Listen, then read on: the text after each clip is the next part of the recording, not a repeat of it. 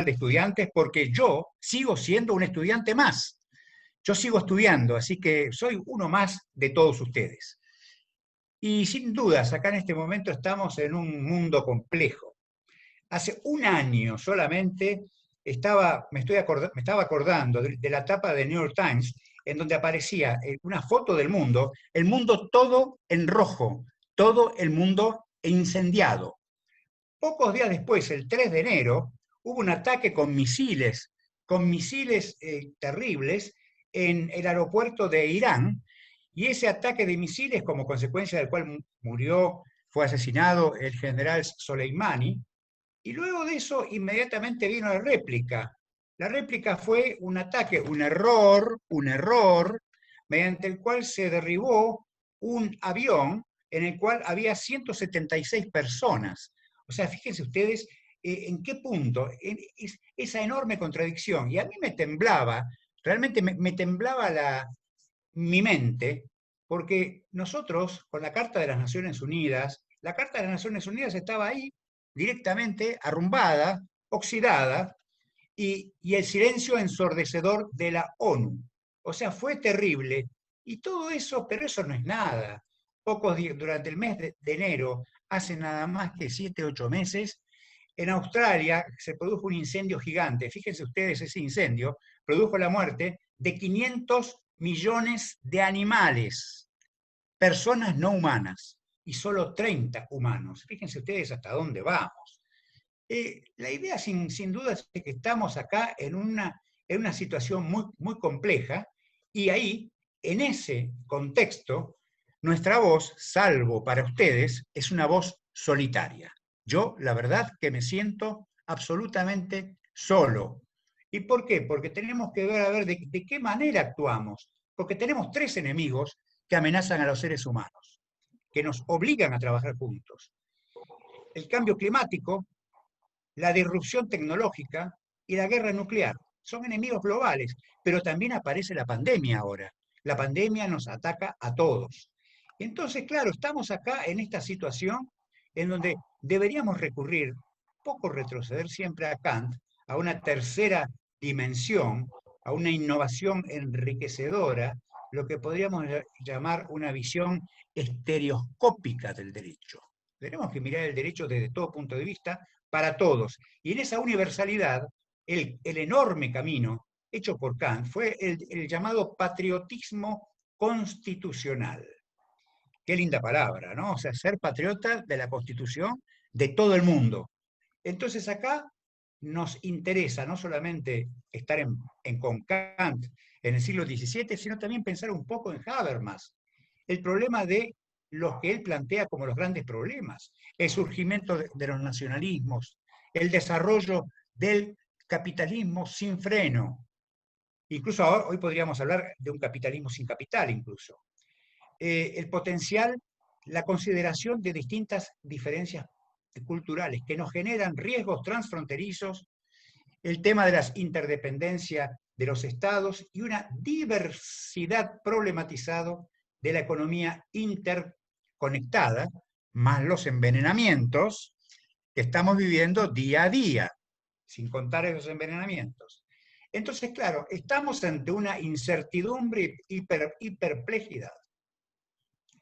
Entonces, ¿cómo hacemos? ¿Cuál es la respuesta que le damos a todas estas inundaciones, a todos estos problemas? Hay dos palabras que describen la situación.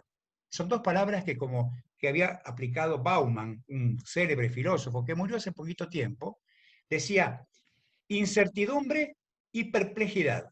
Y Bauman decía: la certeza incierta con la protección desprotegida. Certeza incierta con protección desprotegida. Entonces tenemos claro un paradigma que estamos chocando de toda esta velocidad que tenemos de la innovación con la lentitud del derecho, que no responde como nosotros quisiéramos que respondiera. Entonces nos encontramos en que estamos interpretando una evidencia de buenos propósitos. Sí, tenemos buenos propósitos, pero acuérdense que de buenas intenciones está pavimentado la ruta del infierno. Así que lo que tenemos que hacer nosotros es empezando a pensar hacia dónde va la innovación. acuérdense ustedes que el objetivo no es limitarse al voluntarismo del caminante que hace camino al andar. El camino se hace innovando, creando, generando sinergia, sin limitarse a un mero tránsito. Como diría Machado, en la parte que nunca aparece en el poema, al andarse ese camino y al volver la vista atrás, se ve la senda que nunca se ha de volver a pisar. Caminante no hay camino, hay estelas en el mar. Y esa es la sinergia que estamos planteando nosotros. Porque claro, en este mundo, en donde tiene la física de Newton y la de Einstein, junto con la moral de Frankenstein, nos encontramos con una situación. ¿Cómo? Tenemos la moral de Frankenstein y el patriotismo constitucional de Kant. Bueno, tenemos que empezar a pensar unas cosas nuevas en este mundo hiperpolarizado y ver la realidad de hoy. Primero, ante esta innovación, veamos los desconectados de América Latina, lo que está dejando al descubierto la pandemia. Nuestros hermanos en la República Argentina, en todos los ámbitos que estamos viendo, estamos hablando de tecnología, de innovación, pero ellos no pueden tener acceso a una computadora ni a un sistema de virtualidad como la que estamos nosotros disfrutando en este momento. O sea que los niños están doblemente aislados en sus casas, sin la posibilidad de ir a la escuela, que es el único lugar donde tienen acceso a Internet. Ahora, lo que sucede es que hay muchísimos argentinos que en plena cuarentena hoy siguen offline, están afuera. Entonces el problema es, ¿qué pasa con estos problemas? La naturaleza compensa no al más fuerte ni al más inteligente, sino básicamente al que se adapta mejor. Porque acá en los próximos años, los próximos días, serán de una fenomenal destrucción creativa. Los trabajos y los empleos van a desaparecer, mientras van a aparecer unos nuevos. Una era del corazón, de la pasión por aprender, que es lo que estamos compartiendo en esta reunión virtual. En un mundo hiperpolarizado y además enfermo.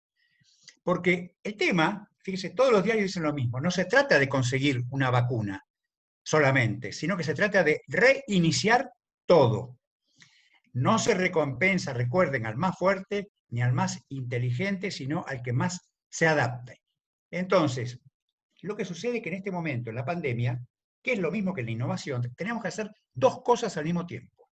Por un lado, maximizar el salvar vidas y por otro lado, salvar la economía.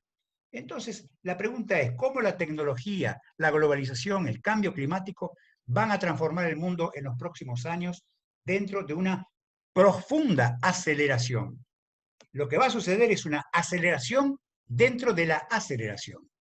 Estamos en la cúspide, como yo les dije, en una época de destrucción creativa, la mayor época del mundo. Son cada vez más quienes, hoy en día hay cada vez más quienes distribuyen herramientas de innovación, quienes acceden a mayor cantidad de información en la nube. Tenemos todo eso y a eso se suma un gigantesco arsenal de problemas por resolver. Acá en Argentina, por ejemplo, estamos discutiendo y todavía no sancionamos la ley de economía del conocimiento, que es importantísima. Las empresas van a poder acceder a descuentos especiales y, fundamental, fíjense, descuentos en caso de que incorporen mujeres, profesionales con estudios de posgrado en ingeniería, ciencias exactas, naturales, discapacitados, personas que sean previamente beneficiarias de planes sociales o que habiten en zonas de menor desarrollo relativo. O sea que, fíjense, destrucción creativa y creación sinérgica. Entonces acá todo esto va a crear todo algo nuevo. En el futuro también, recordemos que en la era que estamos trabajando, no vamos a trabajar tanto con las manos, lo vamos a hacer con nuestras cabezas. Y las máquinas van a hacer la tarea que hacen las manos y la carefa, y las cabezas. Entonces ahora lo que tenemos que hacer es conectar a la gente con la gente, algo que las máquinas no pueden hacer. Esto es lo que se requiere y lo que se requiere. Lo que para encontrar estos problemas, saben que no necesitamos sabios, necesitamos buscadores de problemas. Acuérdense ustedes que son todos jóvenes. No necesitamos tantos sabiondos o sabiondes. Necesitamos que precisamente sean buscadores de problemas. Como dijo Aristóteles, cuando Aristóteles, estamos retrocediendo a muchos años atrás, todo se organiza con praxis, práctica, teoría y poiesis, que es la creación. Eso lo dijo Aristóteles. Y entonces, claro, nosotros nos viene entonces, ¿qué hacer? Primera solución, sin dudas, la educación. Ahora, gran parte de nuestra educación, digo de la mía y también la de ustedes, fue en el pasado en un mundo mucho más lenta. Te daban rudimentos por si llegaras a necesitar saber calcular o algo de literatura o de historia. Te atiborraban la cabeza a nuestros chicos, a ustedes, a todos nosotros, y a eso le sumaban 4, 5 o 6 años de universidad para cubrir puestos de trabajo. Ahora, chicos y chicas, esto va a cambiar todo, porque, como yo les dije, no solo se necesita una vacuna, sino que se necesita reiniciar todo. Debemos luchar contra la dimensión de la desigualdad social y la inclusión digital. ¿Cuál es el objetivo? Democratizar la tecnología y la conectividad como un derecho con inclusión digital. Utilizar la virtualidad, la que estamos disfrutando ahora, al servicio de todos. Esta virtualidad que estamos teniendo es una virtualidad que la extendemos, como dijo Sofía, a lo largo y a lo ancho del país. Directamente esta virtualidad está al servicio de nuestras universidades. Primera conclusión, el tema de la tecnología. Nosotros yo no vengo a traer soluciones, sino que vengo precisamente a generar nuevos problemas. Porque la tecnología nos coloca ante el dilema que no se puede detener. Una vez que ponemos on en la computadora, se inicia un proceso que no lo podemos parar. Y así sucedió con el Renacimiento. Así sucedió, todo cambió incluso en el Renacimiento, sin Internet. Pero claro, estaba Leonardo, Miguel Ángel y Rafael. O sea, estaban todos ellos. Entonces ahora nos encontramos con la tecnología que tenemos que ver, ojo, cuidado no asustarse, no insistir con la tecnocracia ni tampoco con la tecnolatría. Entonces el mundo se debate en una sociedad en la que el cambio y la innovación es un progreso, pero al mismo tiempo un temor. Ahora bien, ¿cuál es la realidad? Estamos en el medio de un tsunami. El mundo va a tener que cambiar radicalmente gracias a los algoritmos, al Big Data, la inteligencia artificial, y no se va a dividir entre ricos y pobres, sino entre aquellos que tengan o que no tengan acceso a la tecnología. Acá lo cierto es que la revolución de la inteligencia ha cambiado el mundo a una velocidad que nadie pensaba. Fíjense ustedes, se necesitó 6.000 años para duplicar los conocimientos. Desde el año 10.000 se necesitaron 6.000 años para duplicar. La velocidad de duplicación se incrementó. Desde 1990 hasta 2003 se duplicó 3 veces. Y últimamente, en los primeros 170 días de este año, se va a duplicar nuevamente. Cada 23 minutos se producen tantos conocimientos como los que existen en toda la biblioteca de Estados Unidos. Sin dudas, en el 2030, mañana, va a haber más robots que seres humanos. Pero hay otros problemas. Dijo Bill Gates el otro día, el planeta no soporta más demoras en lo que es un derecho y una obligación. Esto se nos va de las manos. La revolución de la inteligencia no solo está cambiando la producción, sino generando un tipo de ser humano, un nuevo tipo de ser humano. Hace pocos días voy a hablar de una chica, de Greta Thunberg, y otras activistas entregaron a Angela Merkel una carta firmada por 125.000 personas que piden que dejen la gente sus zonas de confort y que sean lo suficientemente valientes para enfrentar el problema. Les dijimos que enfrenten una emergencia climática que tiene que ver con la innovación. Queremos que los líderes, dijo Greta, den un paso al frente y aborden esto como una emergencia. Y dijo, estamos atrapados como una rueda de un hámster. Todos se culpan unos a otros. Alguien tiene que romper este ciclo. Estoy muy contento porque a Greta la están proponiendo para darle el Premio Nobel de la Paz. Ese día va a ser un día feliz para todos nosotros. Entonces, la globalización entonces nos plantea dos salidas. Por una parte, un nuevo paradigma que significa desarrollar un nuevo modelo, una nueva noción de modernidad, con una inmersión global. Tenemos que prevenir desastres ecológicos, con sistemas de comunicación, nuevas formas de curar o contagiar enfermedades, nuevas formas de encarar soluciones. entender los derechos. Un nuevo paradigma que consiste en la libertad de comprometerse en experimentos de vida. ¿Cuáles son los pronósticos? Quizá la gran innovación podría ser el aprovechamiento de la ciencia y la tecnología y la innovación con el fin de garantizar la seguridad alimentaria para el 2030. Pero es preciso que la teoría se transforme en práctica, como habíamos visto con Estados Unidos. Entonces, el proceso de cambio que ya está en marcha, y en ese transcurso será preciso que el apocalipsis se transforme su noción de catástrofe y empezar a hacerlo distinto. ¿Cuál es la hoja de ruta de los profesores? Yo voy a hablar de mí. Los profesores tenemos enormes obligaciones. No tenemos derechos, tenemos obligaciones. ¿Cuál es nuestra obligación? Luchar para impedir el avance del Estado sobre los derechos humanos y garantías. Tenemos que luchar para que no se produzca ningún tipo de recorte a las libertades, sobre todo en cuanto a la privacidad. Otro lucha más. Tenemos que luchar contra los nacionalismos y populismos que han resurgido incluso en todos los regímenes republicanos. Este es un proyecto que asumimos los profesores de Derecho. ¿Y por qué lo asumimos? Porque nosotros tenemos como obligación que no se cumplan las profecías de Casandra, que eran todas siniestras y todas arruinadas. ¿Qué tenemos que hacer? Tenemos que escuchar el pronóstico de Pandora y su caja cerrada, donde le quedaba algo, que yo estoy seguro que ustedes lo saben.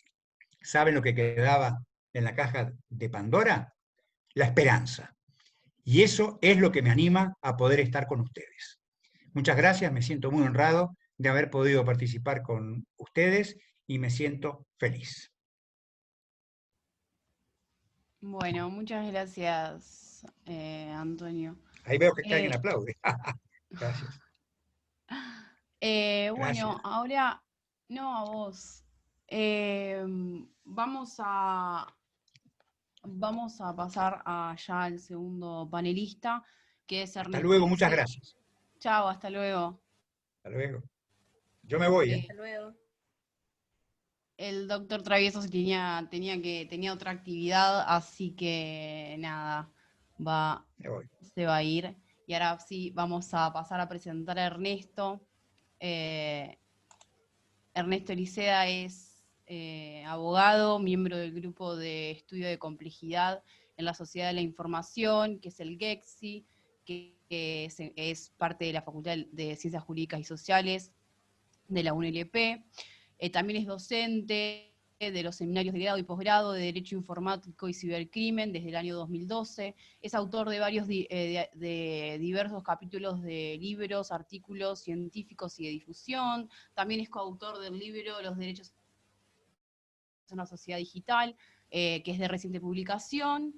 2 veces presidente del Simposio de Informática y Derecho de las Jornadas Argentinas de Informática, y ganador de 2 becas de investigación vinculadas al derecho informático y de una beca de formación de la OEA para la educación a distancia. Así que bueno, Ernesto, te damos la bienvenida. Bueno, te agradezco mucho la presentación. No sé si se me está viendo en cámara porque no me aparezco. Sí, te ves No me bien. autoveo. Perfecto. Y bien y todo. Bueno, gracias por la presentación. Gracias a la agrupación por la invitación a participar. Particularmente a vos, que me invitaste. Así que bueno, voy a empezar a hablar. Ahí voy a compartir. No tengo habilitado para compartir pantalla. A ver, ahí lo solucionamos.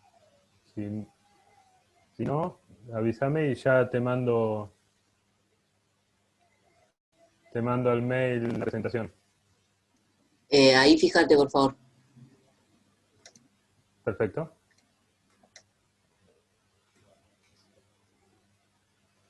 Ahora sí. Buenísimo.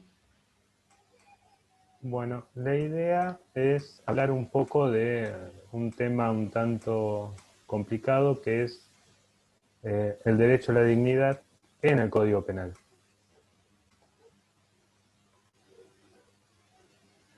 En el Código Civil y Comercial, digamos, con la reforma, con la creación del Código Civil y Comercial, se estableció el artículo 51 y 52, esos que plantean que el ser humano, la persona humana, tiene derecho al reconocimiento y respeto de su dignidad. Y en el artículo 52 dice, bueno, ¿cuándo se afecta la dignidad? ¿Qué es la intimidad personal o familiar, la honra, reputación, imagen o identidad, o que de cualquier modo resulte menoscabada su dignidad personal? Esto que el derecho civil lo hace muy simple, en el derecho penal vamos a ver que tenemos varias complicaciones. No es tan lineal la solución al tratamiento de la dignidad. En el Código Penal, por ejemplo, vamos a ver que tenemos en el título 2, delitos contra el honor, lo que son las calumnias y las injurias. Las calumnias y las injurias. Y la publicación de una calumnia o una injuria realizada por otro. Esto no hace falta decir que es uno de los delitos más comunes que se ven en la realidad, digamos, en la práctica. Después tenemos el 117, que en realidad es un artículo que quedó medio agregado ahí, introducido por la Ley de Protección de Datos Personales, que es cuando alguien a sabiendas da una información que se encuentra en una base de datos. Después también tenemos, como ven, vayan viendo, como acá estamos hablando de delitos contra el honor. Ahora vamos a pasar a otro bien jurídico tutelado, que es la violación de secretos y de la privacidad, que se encuentra en lo que es delitos contra la libertad. ¿Bien? Este artículo, el 153 en particular, fue ingresado por la ley 26388, que es la llamada Ley de Delitos Informáticos. En este caso es un acceso a una comunicación que no le esté dirigida a la persona, ¿sí? O sea, alguien le manda una carta y una persona en el medio la lee. Una carta o un mail, obviamente. También tenemos en el 153 bis lo que es el mero ingreso a un sistema o dato informático. Esto es que una persona sin generar ningún tipo de perjuicio ingresa simplemente a un sistema informático. No sé si han escuchado alguna vez el clásico ejemplo de el hacker que prueba que puede ingresar a un sistema y le avisa a los del sistema para que lo resuelvan. Bueno, eso es un delito, por más que después avise de esa situación. También tenemos dar publicidad a una comunicación privada y revelación de secretos, que acá ya tiene que haber, en el sujeto activo, tiene que tener alguna oficio o profesión que le permita el acceso a esa información. Voy pasando rápido esto porque me interesa más pasar a la segunda parte. Pero quiero que vayan viendo varios de los artículos del Código Penal donde de una u otra forma se hace referencia a lo que es la dignidad planteada según el Código Civil.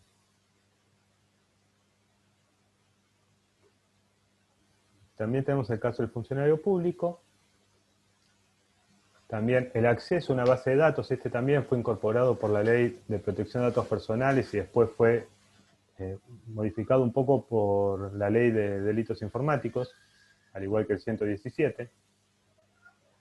Después también delitos contra la propiedad. Fíjense que lo que el Código Civil establece en dos artículos, básicamente, la dignidad y afectaciones a la dignidad, el Código Penal, que es viejísimo, ya tenemos delitos contra el honor, que son dentro de delitos contra la persona, tenemos delitos contra la libertad, y ahora tenemos delitos contra la propiedad. Fíjense todos los bienes jurídicos que va atravesando el mismo concepto. Y acá no estaría mal recordar que hubo dos anteproyectos de reforma del Código Penal muy importantes. Uno fue el que se conoció como de Zaffaroni, y el otro que surgió en el gobierno anterior, y tiene muy pocas referencias al concepto de dignidad. Lo llamativo es que el proyecto de Zaffaroni tiene más referencias al concepto de dignidad que el posterior. Bueno, dentro de delitos contra la propiedad tenemos, por ejemplo, la extorsión, particularmente el 169. Fíjense que en este caso es una amenaza de una imputación contra el honor. ¿Se acuerda que dijimos que estábamos con delitos contra el honor en las injurias? Bien. Acá tenemos la amenaza de una imputación contra el honor. Y estafa y otras defraudaciones. Y ustedes dirán, ¿qué tiene que ver estafa y otras defraudaciones con la dignidad? Bien, tiene que ver por la ley de propiedad intelectual, que protege, como ven ahí, se ha reprimido la pena, bueno, con la pena establecida para las estafas, al que viole de cualquier manera los derechos establecidos en la ley de propiedad intelectual. Y dentro de la ley de propiedad intelectual se encuentra también el derecho a la imagen. Pero el derecho a la imagen es comercial, ¿bien? No quiero detenerme demasiado, porque si no, es algo que lleva bastante desarrollo, pero quiero dejarle para los demás panelistas.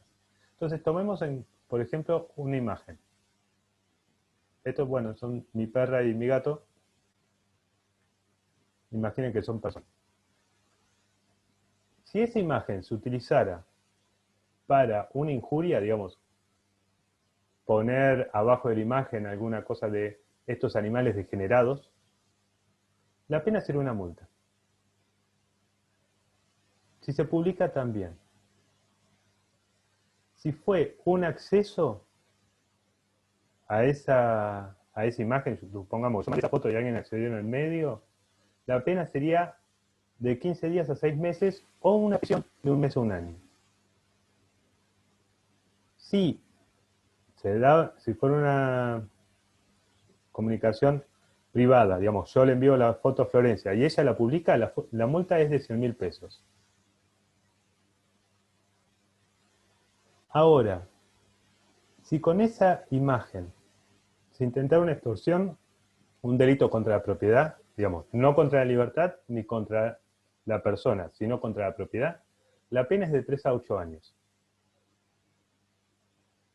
Y si se utilizara, por ejemplo, una violación a la ley de propiedad intelectual, la pena sería de 1 mes a 6 años. ¿Van viendo alguna diferencia entre las penas, los montos de las penas de los distintos bienes jurídicos tutelados? ¿Y a qué viene todo esto? Dirán ustedes. Que el terreno penal, el del derecho penal, como en otras ramas del derecho también, es un terreno de disputa. ¿Sí? Es un terreno donde se va a disputar cuáles son las acciones que se van a tipificar, qué es lo que vamos a entender como delitos y por qué les vamos a aplicar una pena de prisión, por ejemplo, o una multa.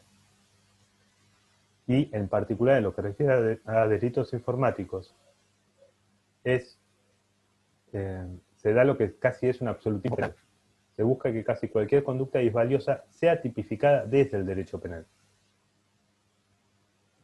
También hay una disputa por los modos de participación, es decir, a quién vamos a considerar corresponsables de un hecho delictivo.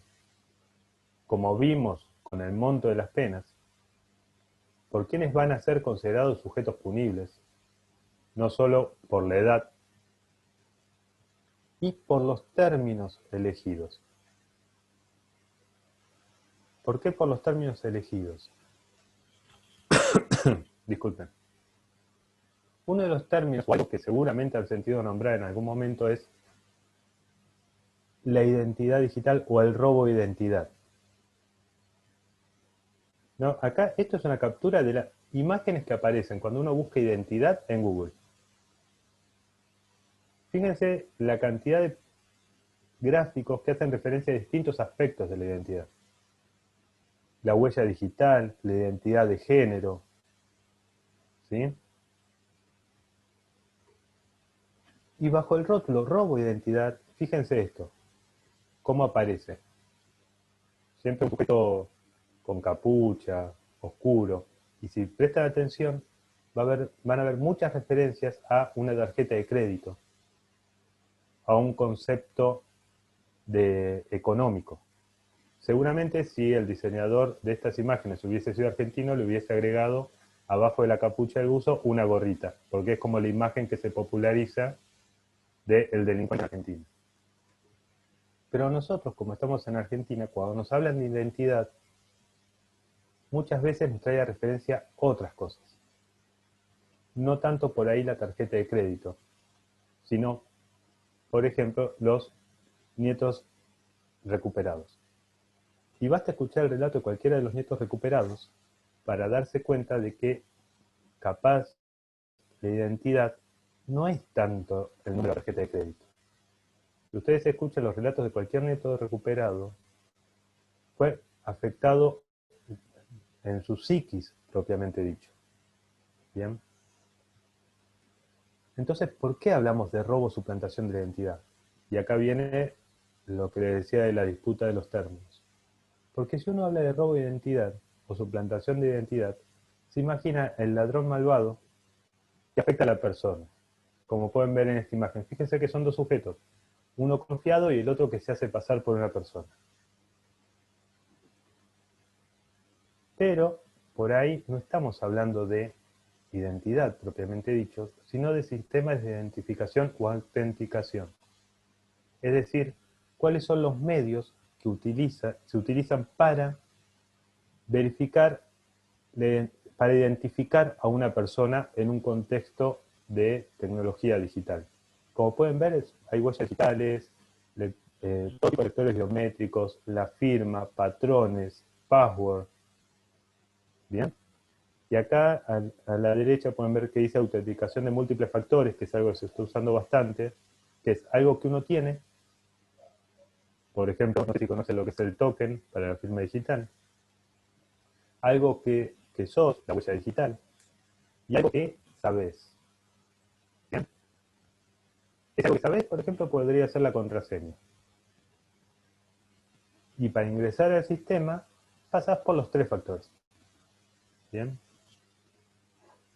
Entonces tal vez sea mejor hablar, por ejemplo, de identificación apócrifa.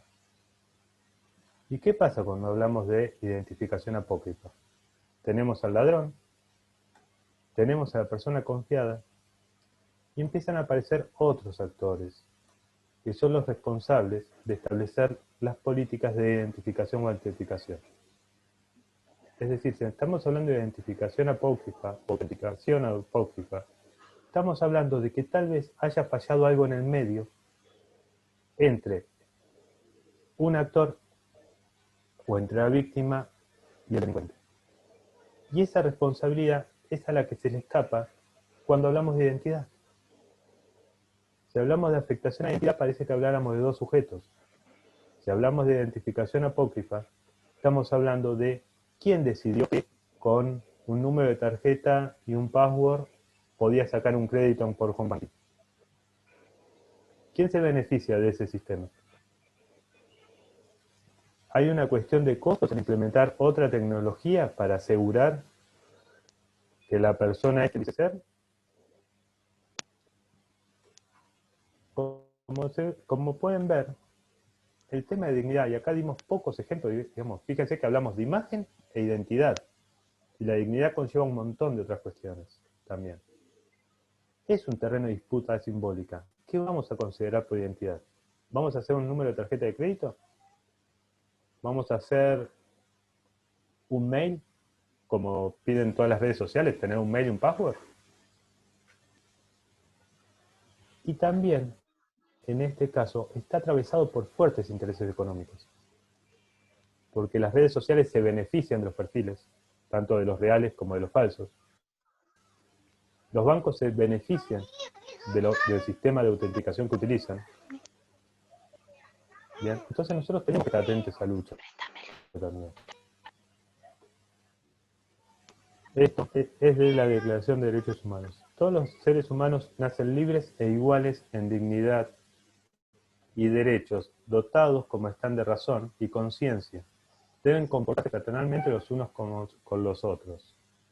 No dejemos que se lleven la dignidad para beneficio económicos de ellos. Muchas gracias.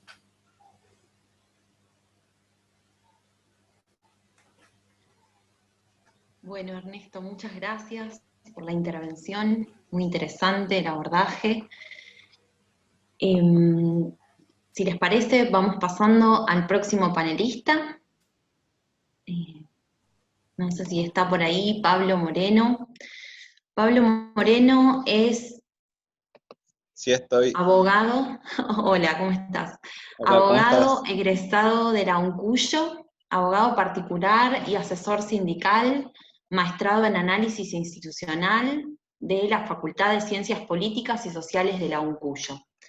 Pablo nos va a hablar sobre derechos humanos e Internet, va a hacer una reseña de tensiones y las variables en juego, con especial mención a la denominada pornovenganza. Así que con esta introducción te cedo la palabra. Bueno, muchas gracias, muchas gracias. ¿Me escucho bien? Bueno, muchas gracias. Les agradezco primero que nada por invitarme. La verdad que me siento honrado de estar con los panelistas con los que estoy rodeado, así que eso primero que nada quería agradecerles. Por supuesto que... Después, con respecto al tiempo, no creo que me extienda mucho, va a ser bastante conciso lo que voy a decir, sobre todo porque ya el doctor Travieso y Ernesto antes mío han dicho cosas que más o menos yo ya quería usar para contextualizarme. La verdad que sobre todo lo que ha dicho ahí mi colega Ernesto anteriormente, me sirve bastante para ubicar el tema de, y él lo dijo también, el derecho penal. Yo creo que en realidad más allá del derecho penal, el derecho en sí es un terreno de disputas, y ese es el paradigma que es el imperante ahora, que es un paradigma de protección de derechos. Y en ese sentido, es muy importante en la actualidad ver cómo van tensionándose esos derechos entre las personas. Eh, la exposición de hoy, por ejemplo, habla de delitos informáticos. Sin embargo, bueno, hasta ahora todas las exposiciones han sido más amplias. Este tema no va a ser la excepción, porque también excede el ámbito exclusivo del derecho penal. Esto, la particular mención a la denominada pornovenganza, me refiero, está atravesado por múltiples aristas, múltiples fueros que pueden intervenir para la protección de los derechos. Tiene una arista referida a las políticas públicas de parte del Estado, una arista referida a la protección que se puede pedir en sede civil respecto de que no se generen daños. Tiene un aspecto también vinculado al derecho penal, y también tiene un aspecto vinculado al fuero de familia tutelar. Pero antes de especificar eso, voy a hacer algunas menciones generales también, que creo que son importantes para que tengamos un entendimiento de cuál es, en definitiva, la cuestión que plantea Internet al derecho, que me parece que es básicamente lo que hasta ahora los expositores hemos querido o estamos queriendo decir, y eso fue, creo que también un poco la consigna para la que nos han invitado. Es muy importante ver que en Internet, actualmente, como también esto es algo que ha dicho Ernesto anteriormente, en Internet hacemos múltiples interacciones, y actualmente se puede decir que el desarrollo de gran parte de la personalidad, creo que esto se ha incrementado en la pandemia, el desarrollo de gran parte de nuestra personalidad está siendo actualmente a través de redes sociales o de plataformas. Creo, bueno, que la pandemia lo ha exacerbado todo, pero era un ámbito que ya estaba bastante omnipresente en las relaciones personales. O sea, apenas conocemos una persona, un compañero en la facultad, un compañero de trabajo, alguien, lo primero que hacemos es empezar a seguirnos en las redes, vemos qué información ha compartido anteriormente, y eso es lo que nos da un parámetro de la personalidad. Creo que actualmente juzgamos mucho a las personas por lo que vemos de ella en Internet. Entonces, en ese sentido, es importante también que en esta dimensión tan importante, los jueces tienen que intervenir. Actualmente hay que tener en cuenta que las plataformas cuentan con mecanismos de queja, de denuncia también ante las posibles publicaciones o el posible contenido que pueda perjudicar o que pueda dañar a una persona. Pero sin embargo ahí hay que tener en cuenta lo que dijo mi colega anterior, que no hay que desconocer que todas las plataformas digitales son empresas de publicidad. Entonces, en realidad, la protección de ellos no va a estar, regida por la protección de los derechos, sino que va a estar vinculada más que nada a evitar que los demanden. Y ahí, en esa cuestión, es bastante desaconsejable un mecanismo privado de protección de derechos, porque, bueno, los derechos de las personas dejan de ser la medida de las protecciones y pasa a serlo los intereses de las plataformas que lo explotan, justamente, que eso es algo desaconsejable porque claramente no va a tener intención de proteger. Hay una puja muy importante, que eso se ve también con respecto a los scratches, con respecto a la dignidad personal y a la libertad de expresión. O sea, ¿hasta qué punto está bien escrachar a alguien o no? No pretendo dar ninguna respuesta a esto, sino más que nada establecer cuál es la atención. Por ahí hay que ver muy el caso concreto para poder determinarlo. Si hay una persona que merece protección o no frente a un scratch, o si la persona que está haciendo un scratch en internet es la que tiene que ser protegida y tiene que priorizarse su libertad de expresión, teniendo en cuenta también que muchas veces está vinculado la protección de derechos de las mujeres. Pero bueno, yendo ya al tema más específico, que es esto, la difusión de imágenes íntimas sin el consentimiento de la otra persona, que se denomina muchas veces pornovenganza. La verdad que no creo que sea un término muy acertado, es lo que sí nos da una idea bastante clara de lo que estamos hablando. Se refiere básicamente a la difusión de imágenes obtenidas en un espacio de intimidad y transgrediendo un acuerdo de que ese material audiovisual o grabaciones sean reservadas para la intimidad.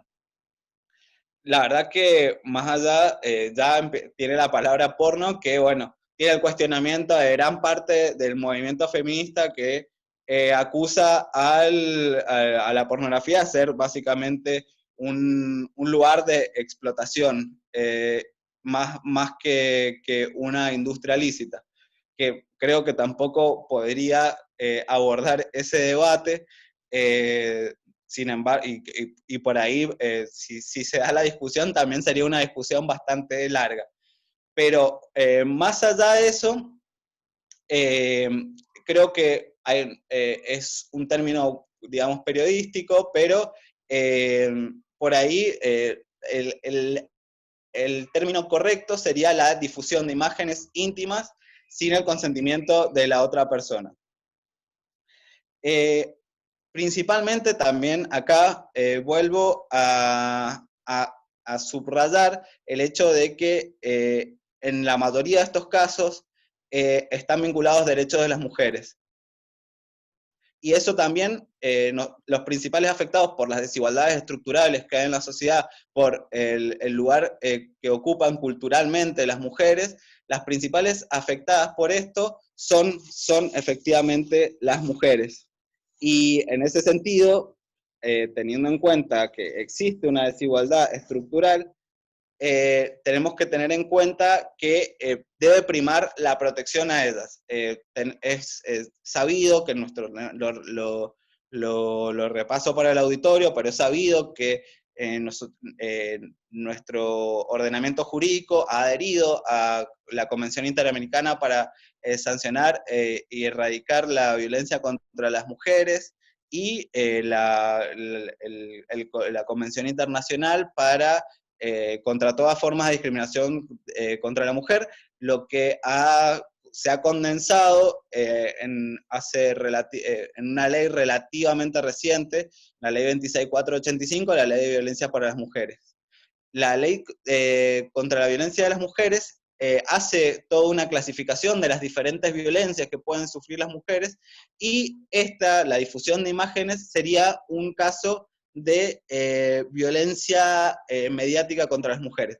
Y esto no es menor porque si existe violencia contra las mujeres, existe también un deber del Estado de implementar políticas públicas respecto de ello, respecto de este fenómeno.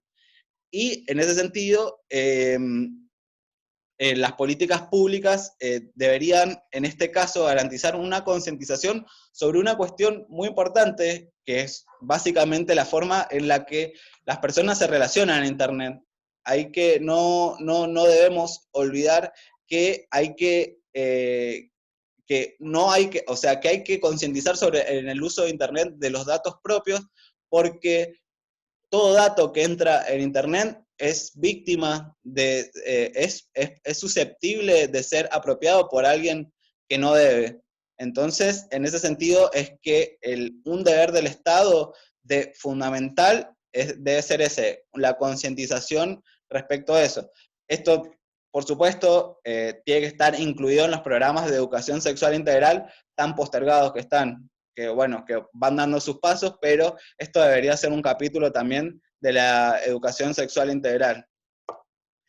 Y existen también en la actualidad programas de concientización. De hecho, en la página del Ministerio de Gobierno, si uno googlea porno venganza, lo primero que le sale es una página del gobierno de la nación donde especifica todas estas cuestiones. Respecto también de esto, tenemos que tener en cuenta que la persona afectada por haber sido difundida imágenes suyas sin su consentimiento tiene múltiples caminos en nuestro ordenamiento para poder tutelar sus derechos.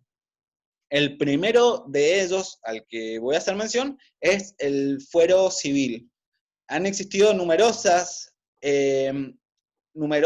acciones en contra de ya sea buscadores o empresas que explotan redes sociales para que sea removido del espacio virtual publicaciones que afecten, que tengan que ver con imágenes difundidas en contra del consentimiento de los dueños de los dueños de la imagen.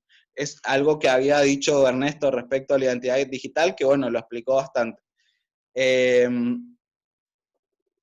Respecto a eso, tenemos que tener en cuenta que en este caso el destinatario de la acción debería ser una empresa que explote una plataforma de algún servicio virtual. Por ejemplo, estas acciones, la legitimación pasiva, están dirigidas a los buscadores, la mayoría de las veces, o a las empresas de redes sociales como Facebook Argentina. Los fallos que se pueden encontrar actualmente en nuestro ordenamiento referido a la protección de la imagen tienen que ver con eso. Es muy importante ver que estas medidas civiles no tienen que ver ya con la persona que decide dar a difundir esto, sino contra la empresa, para que, como una medida de tutela rápida, para que debería ser rápido en realidad, pero que es para que se dé de baja en los lugares donde es de acceso masivo.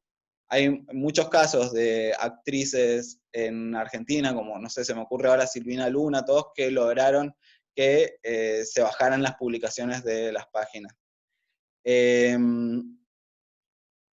Después tenemos que tener en cuenta otra cosa. Con respecto a la persona que lo difunde, según la definición de porno venganza, o de difusión de imágenes consentidas sin el consentimiento, es los principales siempre que lo difunden son personas que han formado parte de la intimidad y con las que se ha mantenido una relación.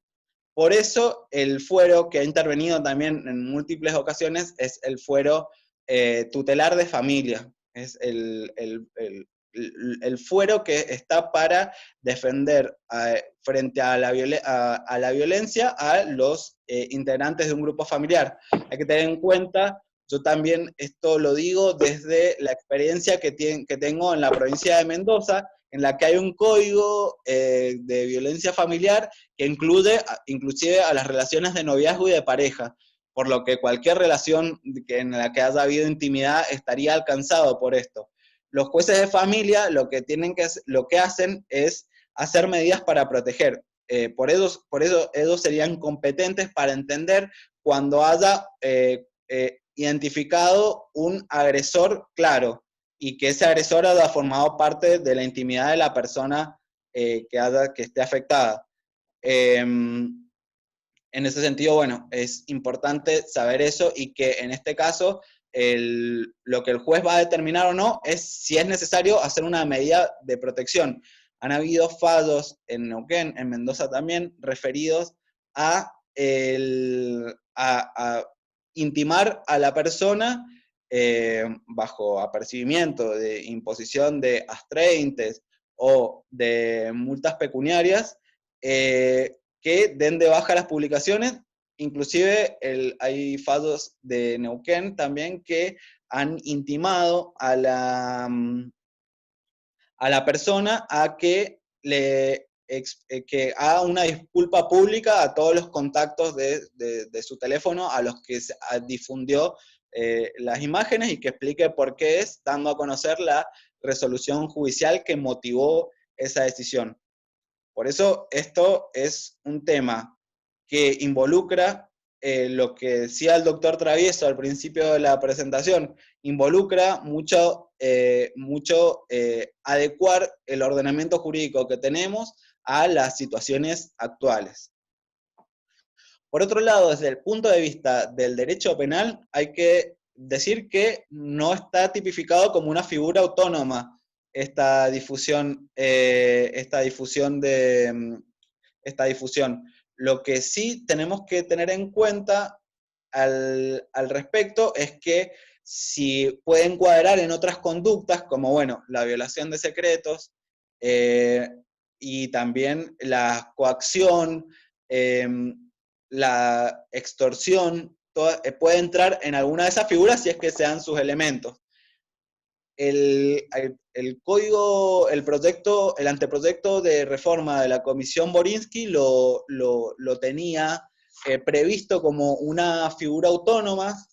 No sé si es con la regulación más adecuada, pero se refería al que sin autorización de la persona afectada difundiere, revelare, enviare, distribuyere o de cualquier modo pusiera a disposición de terceros imágenes o grabaciones de audios o audiovisuales de naturaleza sexual producido en un ámbito de intimidad que el autor hubiera recibido u obtenido con el consentimiento de la persona afectada si la divulgación menoscabare gravemente su privacidad.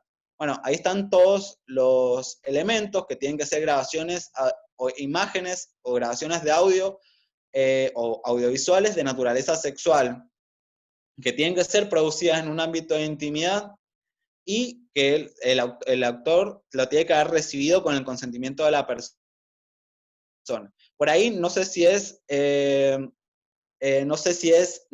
si es lo más feliz que establezca que la divulgación debe menoscabar gravemente la privacidad, porque bueno, ahí introduce un elemento valorativo que a la hora de decidir puede ser un obstáculo para la protección de las personas.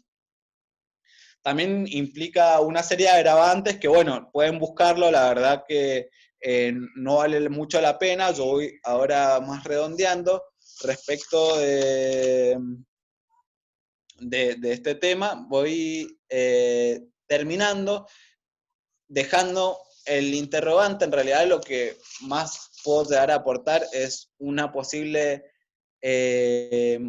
una posible pregunta, en realidad, más que nada, que me parece que ¿es correcto hacer una figura autónoma o no respecto de la pornovenganza? Esto está vinculado también con la penalización para la tutela de derechos. Esto está muy vinculado con eso. O sea, ¿es la penalización es correcta, es necesaria la penalización o no? Teniendo en cuenta que una persona ya tiene la tutela de sus derechos y puede llegar a tutelar. ¿No sería un ámbito más adecuado el ámbito tutelar de familia para discutir esta cuestión? Eso es el interrogante que yo les planteo, que puede llegar a servir para un debate.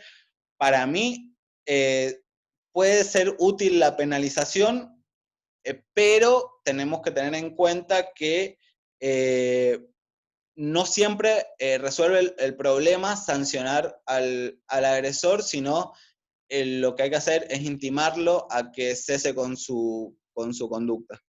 Yo les agradezco y bueno, quedo a la disposición de ustedes por si quieren hacer alguna pregunta. Buenísimo, muchas gracias. Sí, justo les íbamos a comentar eso, que ahora al finalizar, cuando termine Alejandro, vamos a abrir va a estar disponible el chat para que hagan preguntas, así le podemos leerlas y se van sacando las dudas. Ahora vamos a pasar a presentar al próximo panelista. Alejandro, no sé si ya estás ahí.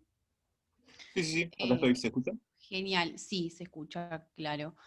Bueno, pasamos a presentar a Alejandro Mamaní, abogado de la Universidad Nacional de Tucumán, es especialista en Derecho Informático en la UBA, tiene un máster en Derecho Migratorio y Políticas Migratorias Internacionales, es egresada del Programa de Actualización sobre Prevención Global de lavado de activos y financiación del terrorismo y del Programa de Derecho del Consumidor Profundizado, asesor legal de la Asociación de Mujeres Meretrices de la Argentina, AMAR, integrante legal de Abogades por los Derechos Sexuales, ABOSETS, y Abogades Culturales, Asociación de Abogades por los Derechos Indígenas.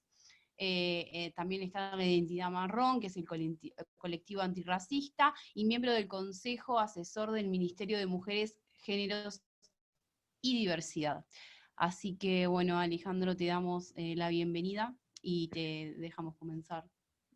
Genial, les agradezco muchísimo por la invitación, me parece súper interesante estas instancias de debate, mucho más en este contexto en el que estamos, y entendiendo nada, que gran parte de nuestra vida se ha volcado a la virtualidad, cosa que en mayor o menor medida venía sucediendo. Creo que me parece interesante a la hora de hablar de bueno, cuestiones de Internet. Hablar de Internet básicamente es un tema súper complejo porque en la cual nuestras vidas han sido, no sé si vividas a través de Internet, porque me parece bastante complejo hablar de eso, sino que existe una cierta proyección que permite nuestra existencia a través de redes sociales. Digo, desde amar, gustar, mostrarnos, trabajar, todas estas cuestiones han sido trasladadas al mundo virtual. La gran queja es en torno a, bueno, ¿el derecho realmente tiene respuesta sobre esto? Se plantea nosotros, por lo menos los que tenemos la tradición del derecho francés, tenemos una cuestión bastante fuerte con querer sobre legislar, ¿no? Planteamos esta cuestión en procesos legislativos cuando en realidad hay una cuestión de adaptación. Yo trabajo litigando y una de las cuestiones que más me llama la atención es como que en el proceso del acceso a la justicia o en el proceso de la judicialización de ciertos temas en la justicia argentina, en particular respecto a lo que refiere a cuestiones de Internet, y estoy hablando desde donde trabajo, que es Capital Federal, que es tiene uno de los estándares más avanzados a nivel nacional respecto a esto. Creo que gran parte de esta dificultad es la dificultad que tiene el juez a la hora de entender de qué se está hablando, cuáles son los derechos en cuestión. Hay más que una brecha en torno a lo legislativo, hay una brecha en torno a esta brecha de conocimiento, que tradicionalmente el conocimiento siempre ha sido captado por las personas adultas con mayor capacidad de aprehensión del mismo, con un estatus cultural y demás, pero que Internet rompe con eso y permite un acceso a múltiple capacidad estándares de validación tradicionales. Y en ese lugar es donde se pone un juez que puede ser súper especialista en daños quizás, al no entender cómo funciona un link muchas veces. Entonces, creo que desde ahí podemos como plantear el debate de cuáles son los problemas con la justicia y la virtualidad. En lo personal, hay algo que teníamos preparado para hoy, que era que el derecho a existir. El derecho a existir era como right to be exist, que hay algunos papers en inglés sobre esto, que fue una tesis, fue mi tesina de la especialidad de Derecho Informático de la UBA, que se inició en el 2015, yo soy parte de la primer cohorte, y el planteamiento que hacía, ahora lo veo y leía mi tesina y me daba un poco de cringe, dije como bueno, pero en ese momento me parecía una cuestión súper innovadora, de verdad me parecía súper interesante la investigación sobre esto, y era quiénes tienen derecho a existir en Internet y qué implica existir Internet. Digo, no es lo mismo la violencia que se puede recibir en el mundo físico, los impactos de la misma, que la violencia que se puede recibir en el mundo virtual. No, no porque en cuestiones de valoraciones o importancia, sino porque básicamente en el mundo físico podemos ser golpeados por una, por 10, por 100 personas, pero en el mundo virtual podemos, más allá de que el impacto sea menor, ser golpeados por millones de personas. Y eso es lo que, por ejemplo, forma una gran variable en torno a cuáles pueden ser los impactos o no. No es lo mismo que se revele un secreto en el mundo real, antes de previo dispositivos informáticos, entre 2 o 5 personas, a que ahora se suba a cualquier red social, donde queda totalmente adherido y sin la posibilidad de ser borrado, a menos que haya un proceso judicial, quizás, como la solicitud de baja de contenido, que de hecho en términos de condiciones todas las plataformas tienen una opción para solicitar la baja de contenido, pero si la plataforma considera que no, hay que judicializar. Uno de los grandes problemas que existen es que las empresas en su mayoría están en el norte global, en particular en el contexto estadounidense. En el caso argentino, la posibilidad de demandas han sido planteadas respecto a Facebook, que por si les sirve de algo, la dirección es Cecilia Grayson creo que es, 255, sexto piso, que es la última dirección en donde mandamos las cartas documento, y así también como en Google, y que Google tiene a YouTube dentro, y Facebook en el caso tiene a WhatsApp e Instagram, pero tipo no responden, ni siquiera responden por Facebook, inclusive la devolución de las cartas de documentos es que Facebook SRL Argentina es una USA, que no es solamente comercial, no tiene capacidad de incidencia en Facebook Inc., que es la empresa principal, y se da esta conflictividad, ¿no? De, bueno, por un lado debatimos, bueno, ¿qué personas tienen derecho? ¿Qué personas pueden reclamar respecto a sus realidades en Internet? ¿Cómo recibe la justicia si esto está tipificado o no?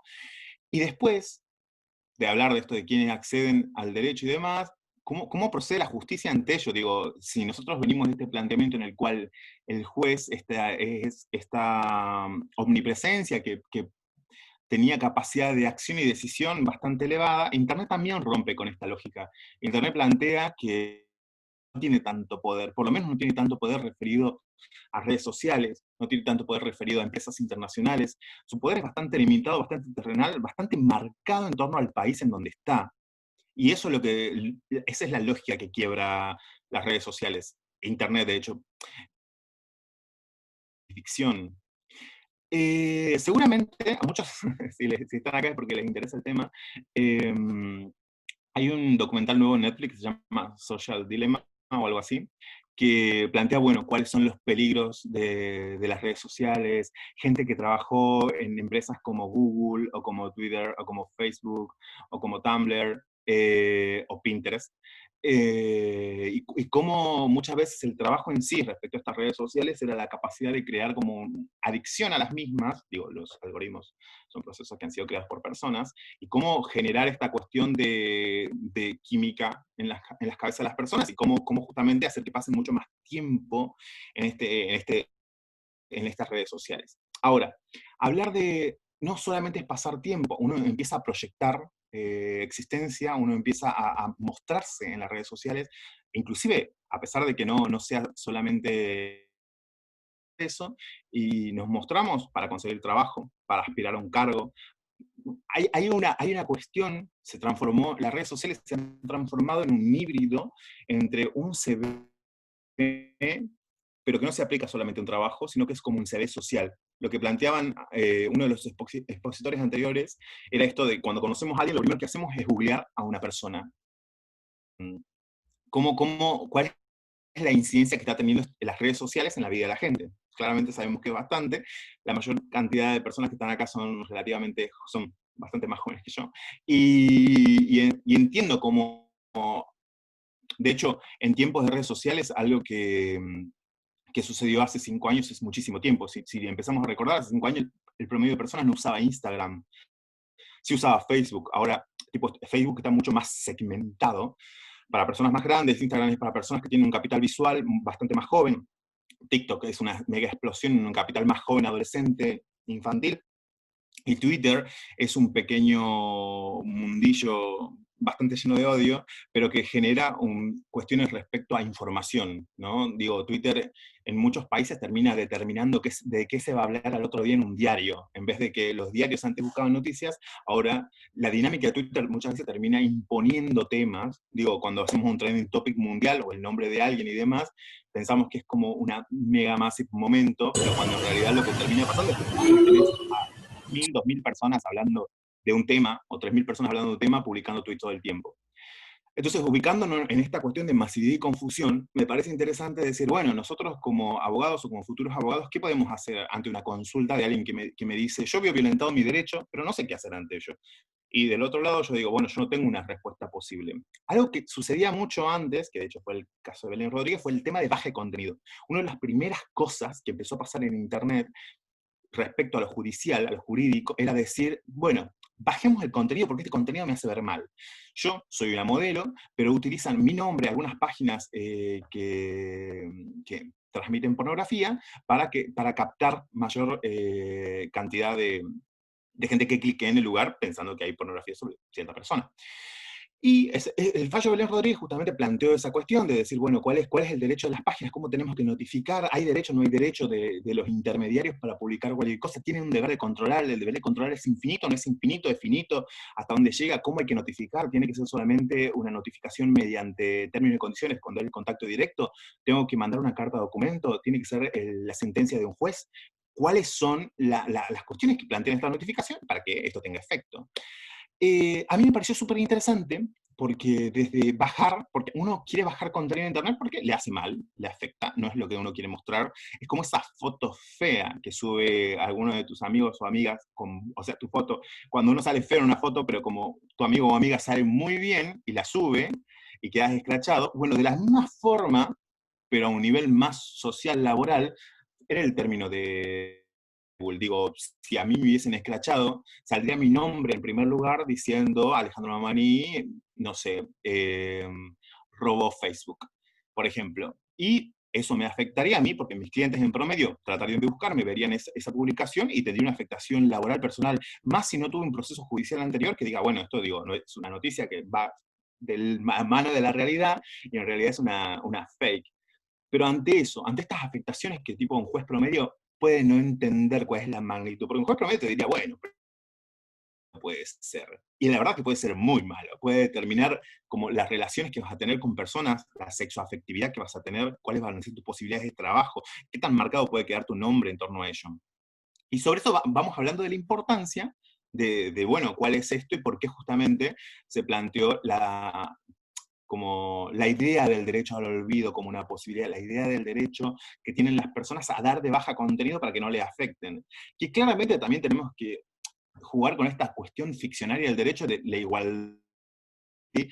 Porque claramente acceder al derecho al olvido a nivel mundial está más aceptado en los países del norte. Actualmente en el contexto argentino se puede dar de baja links, por lo menos en Google y demás, pero no es la misma forma paritaria, y claramente las personas que pueden acceder a limpiar o darle su tono a su vida online son las personas que tienen la capacidad económica, cultural, para lograr acceder a profesionales que puedan trabajar entre ellos. ¿no? Ay, me encanta esa pregunta. Y yo dije, yo mientras tanto estaba estudiando, digo, la especialidad en Derecho Informático, me parecía como bueno, y dije, pero si de un lado la gente tiene derecho a dar de baja contenido, hay gente que tiene derecho a estar en Internet. O sea, en el mundo real la discriminación existe. ¿Cómo funciona la discriminación en el mundo de Internet? Y mis investigaciones se planteaban en torno a, bueno, ¿qué? A ver, porque esto también es, ¿no? Digo, hagamos podemos hacer una valoración social sobre el tema, pero podemos hacer una valoración jurídica que es mucho más divertida. Si a mí me dan de baja una publicación que bastante leoninamente acepté con una red social y seguramente no me he pasado más de términos y condiciones para dar ese clic en decir que sí, para que me habilite la cuenta y nada más, ¿cuál es el derecho que yo tengo a que, si yo no he infringido estos términos y condiciones, mi imagen, mi producto, mi post, mi crítica quede en alta, quede online? Y ahí es donde aparece como este cuestionamiento. Dije, bueno, ¿qué le pasa a esta gente que le dan de baja contenido? Porque muchas veces no solo te dan de baja contenido. Digo, ustedes, seguramente muchos de ustedes tienen escondidos unos chats bastante valiosos emocionalmente que han tenido con personas que han querido, han amado, personas presentes, personas de las cuales se han enamorado, amigos con los que estaban en una lejanía física y se han escrito, tienen claramente recuerdos, o inclusive contraseñas, una tarjeta, números de tarjeta, posibilidades de acceso a ciertos lugares. Tienen información que no es mera información, sino que es información muy valiosa. No solamente ellos, sino, digo, imágenes. Digo, yo puedo utilizar cualquier red social, subir, términos y condiciones, y decimos, bueno, ¿qué sucede? También seguramente han tenido la oportunidad de conocer a alguien que le bajaron el contenido. Dijeron, bueno, mira, Primus, Secundus y Tertius subieron tal foto a internet y gente que no lo quería lo denunció y le dieron de baja. Digo, este pequeño acto tan simple se convierte en censura. Digo, si yo no infringo los términos y condiciones, ¿por qué que he aceptado, que hemos aceptado con la empresa? Claramente hay una contratación, digo. Nada de internet es gratis. Igual esta frase es súper trillada, pero siempre se dice como que si, si no hay un producto, el producto eres tú. Con las redes sociales sucede eso. O sea, claramente no estamos comprando un producto, pero el producto somos nosotros. La venta de lo que se hace con las redes sociales. Las redes sociales tienen la capacidad de poner en valor nuestros comportamientos sociales. Las redes sociales, digo, no somos tan especiales. Las personas nos comportamos bastante similarmente, en promedio, y ese comportamiento puede ser vendido a empresas para aumentar ventas, puede intervenir en temas políticos, como, no sé si conocen el caso de Cambridge Analytics, pero intervienen en múltiples cuestiones, y desde ahí es donde nosotros, valemos para las empresas. No es que alguien invierte millones de dólares para crear una red social que nos haga sentir lindos y mirarnos con filtros que sean súper copados, y nada más. Claramente hay una lectura de información sobre nosotros, donde muchas veces las redes sociales tienen mucha más información que nosotros mismos sobre nosotros. Nosotros no sabemos cuál es la forma de caminar que tenemos, cuál es la forma de cliquear, porque también tenemos formas de cliquear en la pantalla que refieren a patrones personales. Tenemos formas de solicitud de cuestiones. Digo, les debe haber sucedido muchísimas veces que hablaron en el celular solos en sus casas o con un amigo en vivo y dijeron, no sé, bebé, bebé, bebé, bebé, y les aparecieron pañales en la pantalla. Claramente no pañales, pero digo, planteo lo del bebé porque me ha sucedido que me aparezcan como promociones de inseminación artificial o donación de esperma, y me parecía súper interesante. Digo, ¿cuál es la variable que utiliza para entender que yo quiero ver eso? Entonces, claramente, las redes sociales, si bien no es que nos escuchan con la propiedad de la palabra, porque no es que tenemos FBI escuchándonos, porque eso sería ilícito. Digo, esperemos que no sea así.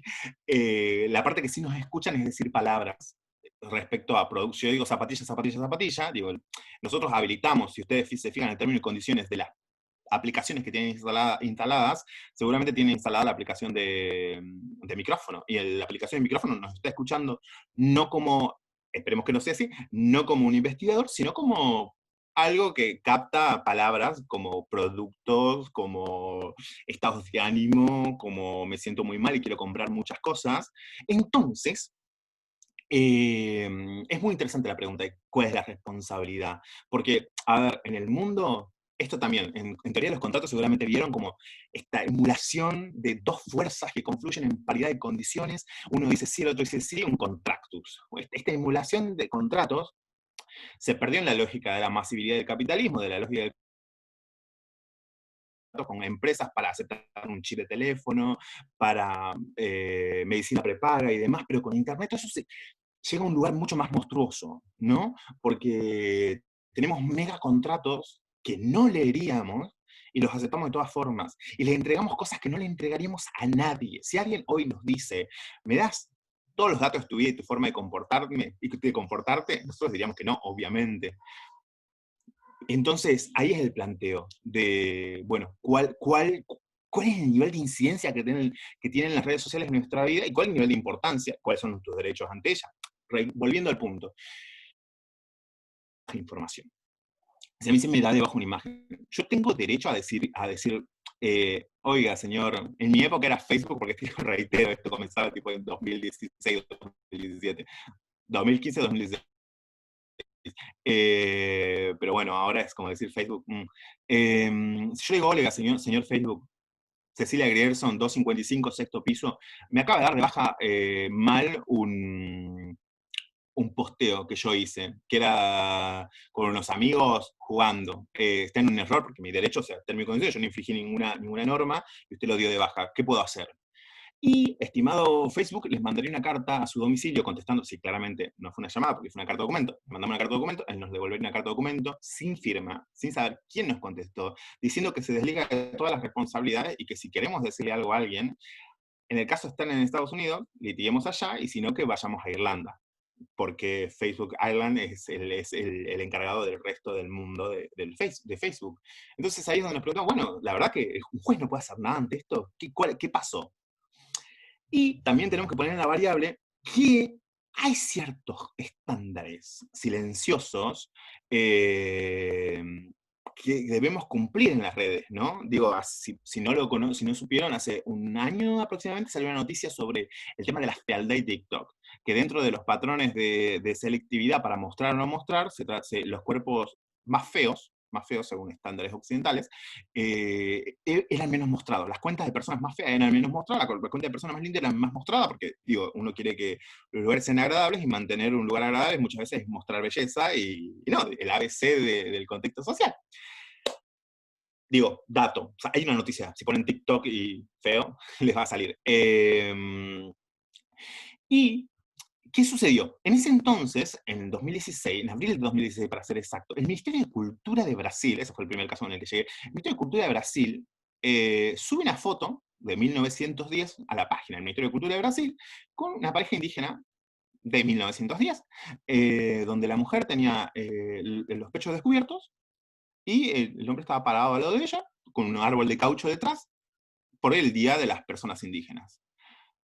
Facebook automáticamente, porque claramente también hay el tema de algoritmos, digo, hay algoritmos para buscar personas, hay que hablar del tema de los personas en Facebook y en redes sociales, personas de mujeres, que es todo un tema, como acá entra el sexismo, más, digamos, impunidad de existir. ¿Quién tiene derecho a existir en la realidad? ¿Quién tiene derecho a existir en las redes sociales? Esa foto fue dada automáticamente, a lo que el ministro de Cultura brasileño, bastante comprometido socialmente, dice, pero esto no puede pasar, somos la página del Ministerio de Cultura. Inició una denuncia contra Facebook a nivel legal. De hecho, este caso, si van a las audiencias de la CIDH, no me acuerdo el número de audiencia, hay una audiencia específica sobre libertad de expresión en redes sociales, donde trata el gobierno de Facebook, el gobierno de Brasil, lleva este caso a instancias internacionales. Porque en juego está el derecho de, bueno, quiénes pueden existir en redes sociales y quiénes no, y quiénes tienen la censura mucho más cercana a su existencia, y cuál es la incidencia que tiene esto en sus vidas. Entonces, desde ese lugar, cuando bueno, se dio el escándalo mediático y demás, Facebook automáticamente le devuelve la imagen al Ministerio de Cultura, y esta pareja queda de alta. Pero eso me llevó a decir, bueno, claramente debe haber más casos, y no todos somos el Ministerio de Cultura de Brasil. Entonces, ¿qué le sucede a esta otra gente que no es el Ministerio de Cultura, pero se enoja y dice, esto está siendo injusto? Uno, ante un acto injusto, tiene intuitivamente una respuesta. intuitivamente cuando hay un acto injusto. Ahora, la clase, muchas veces, o el estatus social es lo que nos permite accionar ante la injusticia y decir, bueno, ante esta injusticia voy y rompo todo, ante esta injusticia le digo a la justicia, le digo al Poder Judicial que tome una decisión. Y el siguiente caso es Celeste Liddell. Celeste Liddell también, una activista que en 2010 subió imágenes sobre mujeres aborígenes sin remera, pero claramente el tema de la cobertura del cuerpo es un estándar occidental, entonces, digo, hay ciertas comunidades indígenas o ciertas comunidades que dicen, no, no usamos ropa en el torso, somos mujeres y estamos desnudas, o sea, desnudas para lo que sea la occidentalidad, normalidad. Ahora, ¿cómo intervienen? Bueno, ella es una fotógrafa súper famosa australiana que sube fotos de mujeres indígenas, le dan de baja la cuenta, ella empieza un reclamo, y ahí es donde planteamos, la occidentalización obligatoria es parte de las plataformas de redes sociales. Digo, en el derecho, ustedes entienden que en el sistema interamericano existe algo de la autonomía de los pueblos originarios. Digo, se plantea, ¿no?, como una protección especial para comunidades originarias. No es el caso latinoamericano, el único, sino que también dentro de los estándares de la Unión Europea o dentro de los estándares del Tribunal Africano de Derechos Humanos, son similares. Pero, ¿cuál es esa protección cuando se llega en este lugar? Otro de los casos, volviendo a los pezones, fue el caso de una chica que en su momento era una influencer de Facebook que se llamaba Flor Frutal. Flor Frutal creó una campaña en Argentina que se llamaba No te preocupes, son pezones de hombre, que desde una fanpage que se llamaba, creo que Riot Girl o una cuestión así, ella subía fotos con su torso desnudo, pero con una imagen en A4 impresa con un pectoral masculino, un pectoral plano. Y la campaña fue bastante visible, de hecho existe a nivel norte o a nivel internacional la campaña Free the Nipple. Si buscan el hashtag Free the Nipple, van a encontrar como los resabios de la misma. Esto fue en 2008. Luego, en el contexto francés, en París, estuvo el caso de Gustave Courbet. El caso de Gustave Courbet fue un profesor que se llamaba Stéphane Cotignac, mal francés, nunca, pero que subió un cuadro que se llama El origen del mundo. Courbet tiene un cuadro de una vagina, un cuadro de una vagina que se llama El origen del mundo, un cuadro bastante conocido a nivel mundial, bastante famoso y con una cuestión de incidencia cultural, social muy importante. Era un profesor de arte y dice, bueno, yo voy a subir una obra de arte a la foto de portada de mi Facebook. Él fue censurado, y lo interesante de este caso es que este caso eso fue censura en 2011. Y este profesor, con muy buen gusto sobre el arte, dice, pero esto es injusto. Y con la posibilidad de lugar socioeconómico, con la posibilidad de lugar global, dice, yo voy a iniciar un proceso judicial con esto. Inicia un proceso judicial y de hecho en 2016 atiende al Tribunal Superior de Justicia francés este caso, liberando de responsabilidad de intermediario, igual eso es un dato en particular. Luego estuvo el caso de Tess Holiday. El caso de Tess Holiday era una modelo gorda, muy gorda, plus size, que tenía una página respecto donde mostraba ella fotos modelando, siendo un cuerpo gordo, y una de las fotos que sube en bikini, creo que esto fue 2010, perdón con los números, lo tengo medio... ella sube su foto a Facebook y le empiezan a comentar como esto no es saludable, esto está mal, sos muy gorda, debería ser flaca, se llenó de trolls. Sí, y ella no bajó el contenido, pero el contenido fue denunciado tantas veces que fue bajado automáticamente. Y aquí nos preguntamos, bueno, ¿quiénes bajan el contenido? La baja de contenido está tercerizada.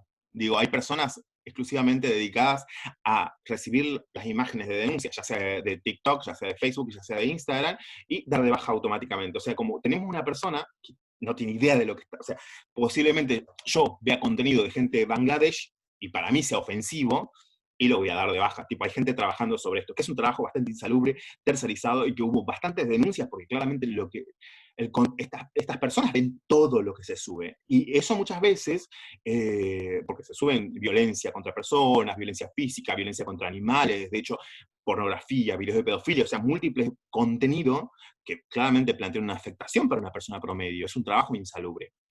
Y bueno, Tess Holiday lo que es, de hecho si la buscan en Instagram fue tapa de Cosmopolitan, ahora actualmente es una modelo bastante conocida. Y lo que hizo fue una campaña para que le devuelvan su cuenta en Facebook. Ella estaba en Estados Unidos, tuvo la capacidad de llegar a los medios, y le fue devuelta automáticamente la cuenta. Entonces yo, en todo ese trayecto, y no los quiero aburrir más, dije, bueno, ¿por qué no hacer un caso así? Y el tema fue, dije, bueno, yo trabajo en AMAC, que AMAC es el Sindicato de Trabajadores y Trabajadoras Sexuales en Argentina, y estaba en contacto con una 5 minutos más y yo termino. Con una trabajadora sexual influencer que se llamaba María Riot, y María Riot en Argentina fue la primera persona que inició un proceso judicial contra Facebook para que le den de alta nuevamente el contenido. Ella fue tipo, multada con 30 días de no publicar, no chatear y demás. Y ante eso iniciamos una acción judicial. Está el caso en redes sociales, digo, si ponen Facebook María Riot van a ver las notas de Clarín y demás.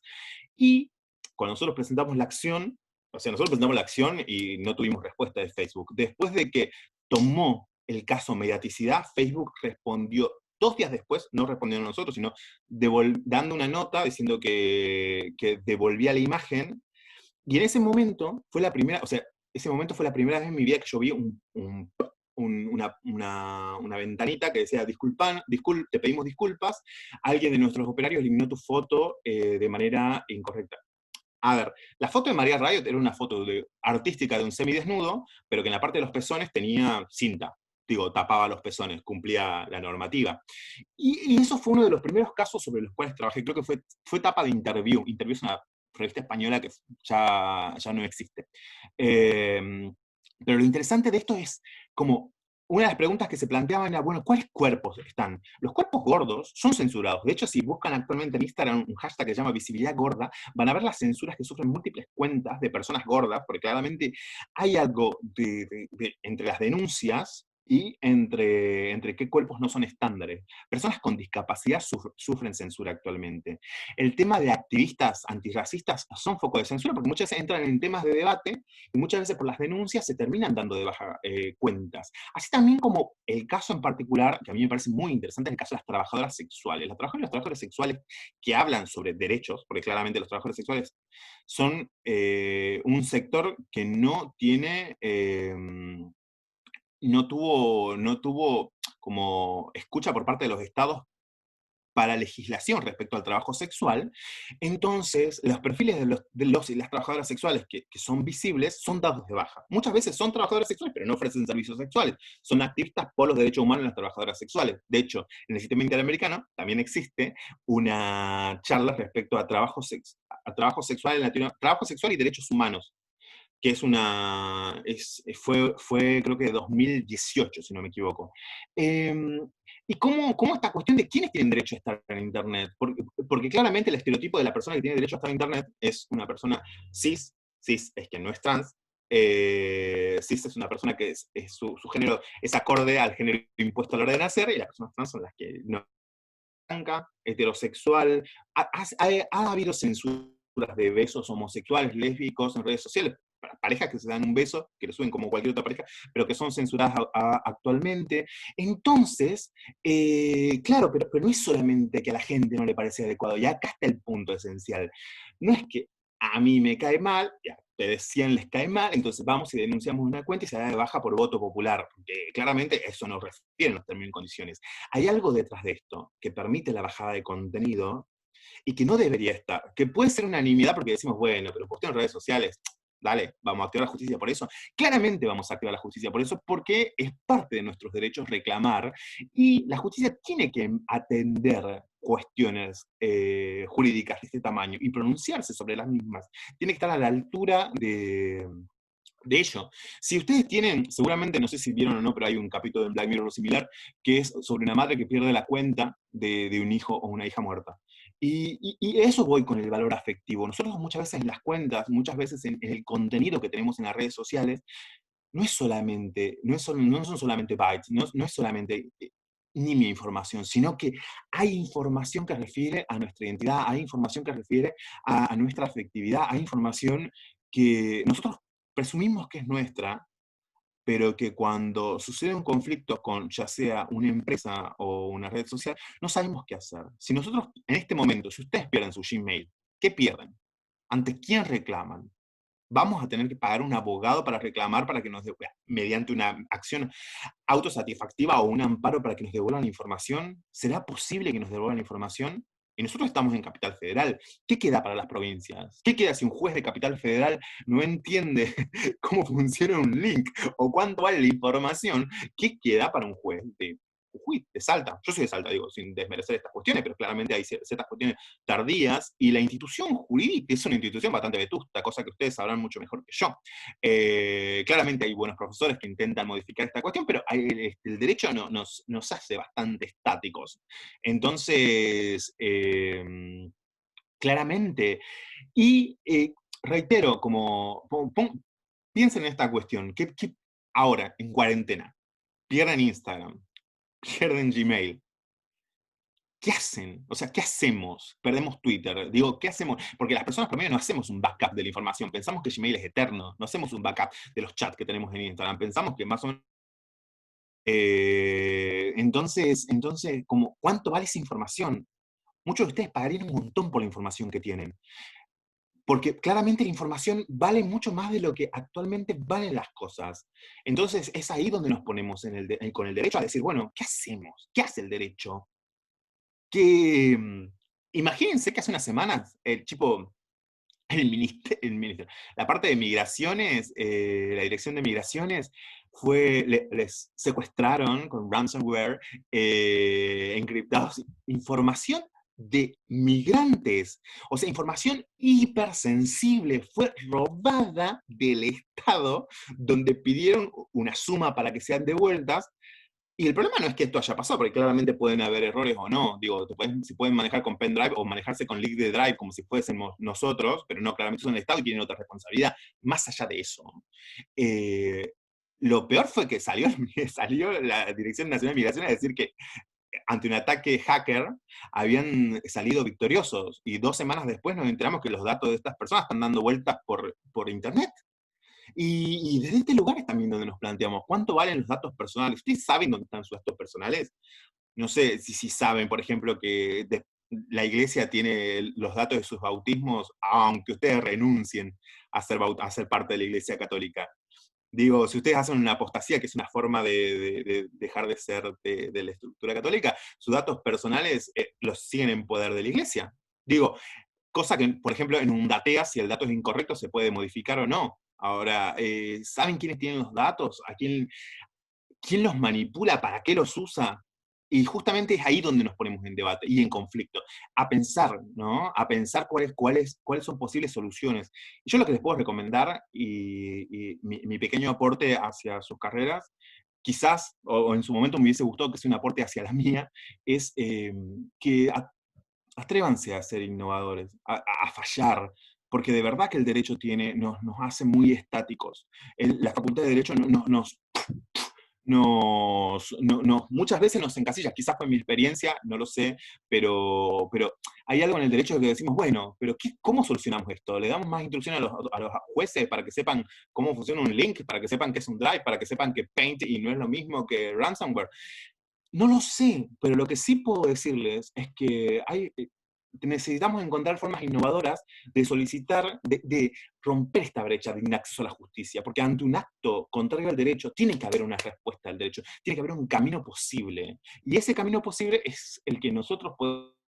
Entonces, desde ese lugar, los invito a plantearse la innovación como una forma de vida, y entender que tiene una ventaja generacional súper importante, que es básicamente manejarse con Internet, con las redes sociales y con todo lo que envuelve esto, de una forma mucho más liviana que otras personas que tienen mucho mayor edad, porque claramente no nacieron con esta cuestión.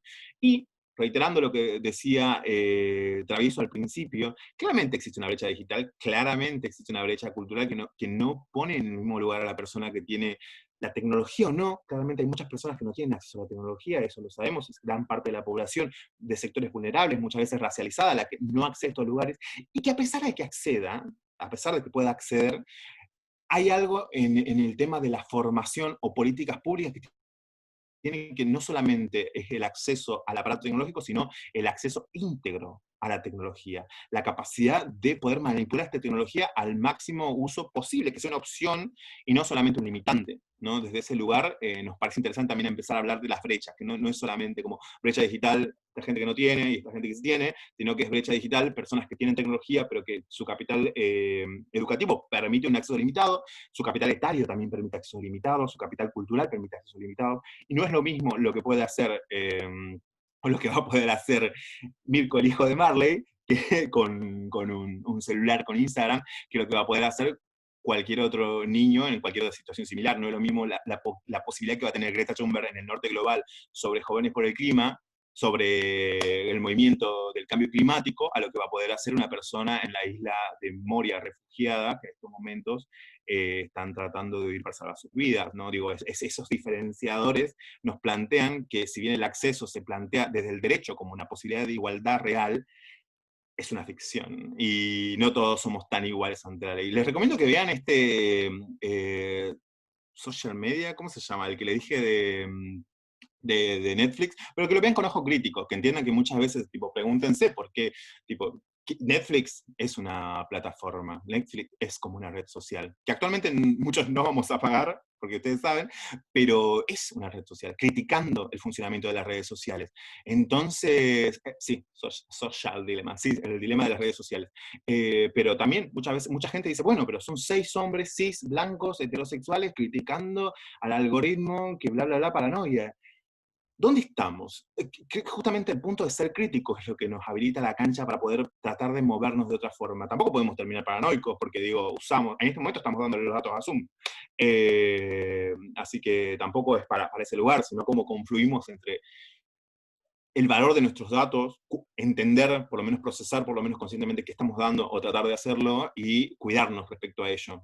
Así que nada, mi nombre es Alejandro Mamaní, pero en redes sociales me pueden encontrar como Alejandro, y pueden criticar, preguntar o lo que fuere. Y en LinkedIn sí soy Alejandro Mamaní. Así que les dejo un gran saludo y empecemos con las preguntas si se puede. Perdón por el tiempo, que me pasé. Muchísimas gracias, Alejandro. La verdad, súper interesante tu exposición.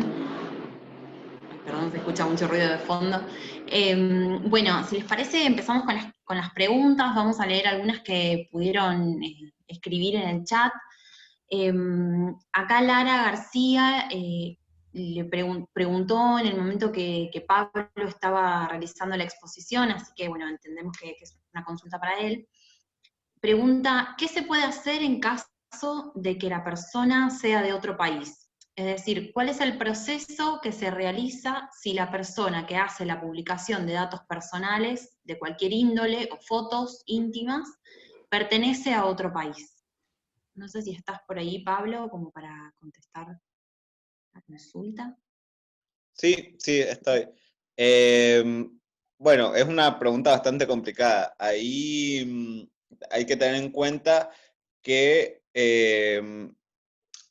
el lugar de aplicación que el juez tiene su virtualidad es dentro del país.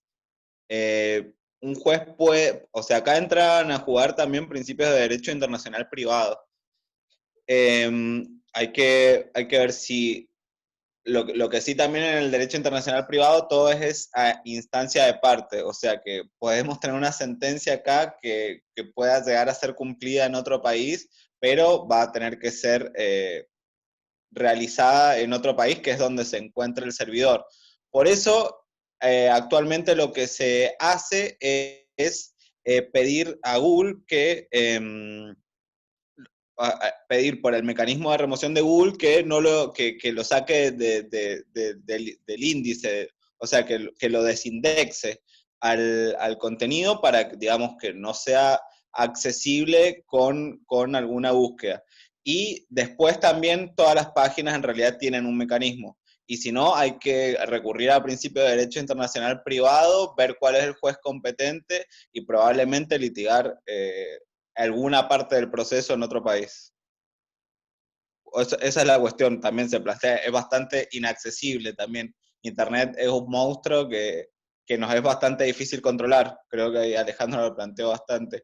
Es bastante complejo por ahí la situación. y bueno, plantea también la situación de cuál es el derecho al acceso a la justicia, y no, pero es todo un tema en construcción también. Bueno, muchas gracias por la respuesta.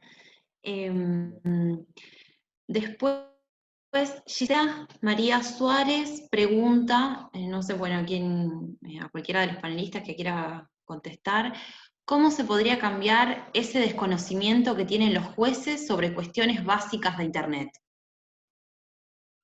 No sé quién de los panelistas que quiera contestar. Yo voy a dar un pequeño aporte, que creo que como hoy en día vemos la implementación de la ley Micaela con mucha resistencia en muchos casos, claramente la analogía es solamente técnica, los jueces necesitan tener como una perspectiva respecto a la tecnología, mínimamente prepararse, porque claramente hace 30 años no es lo mismo que hoy, e inclusive como lo decía al principio, tipo, hace 4 años no es lo mismo que soy, y desde ese lugar es donde tipo, la justicia debería prepararse, no por la mera preparación en sí, porque la preparación de estos jueces es lo que posibilita el acceso a la justicia de las personas. Y si un juez no entiende qué se le está planteando, está denegando la justicia. Entonces, desde ese lugar, el Estado tiene la obligación de preparar a los jueces a la altura de los tiempos.